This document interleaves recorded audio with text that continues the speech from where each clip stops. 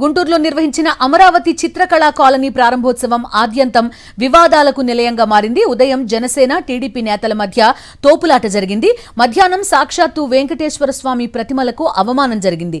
కార్యక్రమానికి వచ్చిన అతిథులకు వెంకటేశ్వర స్వామి ప్రతిమలను అందజేశారు నిర్వాహకులు. కేంద్ర మంత్రి పెమ్మసాని చంద్రశేఖర్ నుంచి మొదలు ప్రతి ఒక్కరూ ఈ ప్రతిమలను పాదరక్షలు వేసుకునే తీసుకున్నారు. విగ్రహాలు ఇచ్చేవారు, తీసుకునేవారు అందరూ చెప్పులు, షూ వేసుకోవడం వివాదాస్పదంగా మారింది.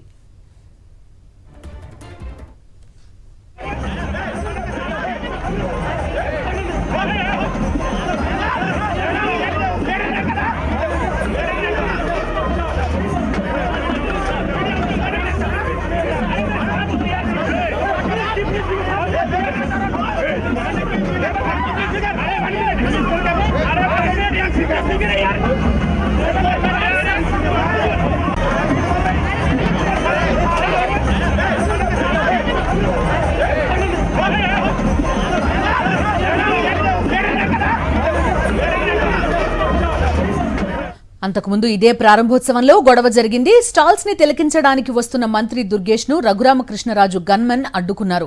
జనసేన నేతలను పక్కకు నెట్టేశారు. దీంతో రఘురామకృష్ణరాజు గన్మెన్ తో జనసేన నేతలు వాగ్వాదానికి దిగారు. కేంద్ర మంత్రి పెమ్మసాని ఎదుటే గొడవ పడ్డారు. ఇరు వర్గాల అరుపులు, కేకలతో ప్రాంగణం దద్దరిల్లింది.